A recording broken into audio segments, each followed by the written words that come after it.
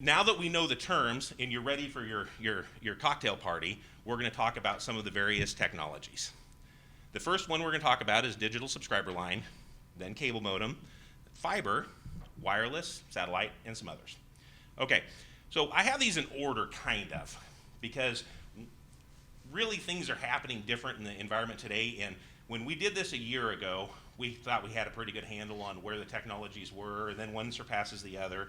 But generically speaking, nationwide and in the state of Nebraska, this is the order of the most deployments. We have more, and you saw from Commissioner Schramm's display this morning that DSL was really the predominant technology that's utilized in the state of Nebraska today. There's a lot of other things, but when you're talking about per capita, this is kind of the order of the deployed technologies that are out there today for broadband in the state of Nebraska. So let's first talk about digital subscriber line. We're going to generically call it XDSL. There's a lot of DSL technologies out there. There's ADSL2+, there's VDSL, VDSL2, VDSL2+, all kinds of DSL technologies out there. Basically, you remember at the very beginning we talked about frequencies. Who remembers that? All right, you guys are good class. Okay, we talked about frequency. Okay, the various DSL technologies utilize that whole concept of putting data and utilizing frequencies, high frequencies in different ways to manipulate that data and be able to compact it, if you will, send it down the line, and then uncompact it so you have usability of it. Basically, the way these frequencies are utilized through the different ADSL protocols and technologies tells you what data rate you can get, also tells you many other things about it, but one of the most important factors is the protocol that's being used is also very distance dependent, excuse me.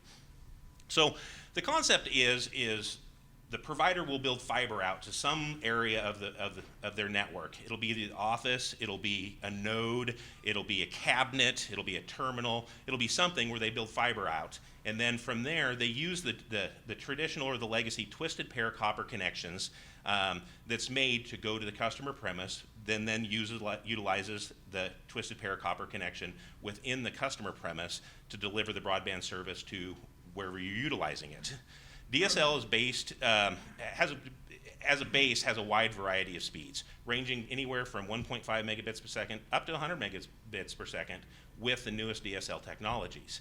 And here's one thing to remember is the availability and the speed of your DSL connection is heavily dependent upon the distance. Now, there's a lot of really cool stuff out there that allows DSL technologies to put more data over further distances, or the concept of driving fiber deeper in to shorten those loops.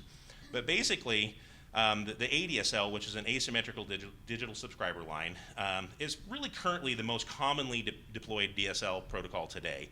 Residential and business customers who want to receive a lot of data but don't necessarily upload a lot of data, it's really a good solution for, very appropriate solution for. But you also have the very high data rate digital subscriber lines, which are used primarily when the higher data rates are required and upload speeds are needed as well. Current VDSL2 standards do provide for 100 megabits per second at about 500 meters max distance, so it's very distance dependent. So our very high data rate digital subscriber lines are used primarily, as we said, so 100 megabits, oops.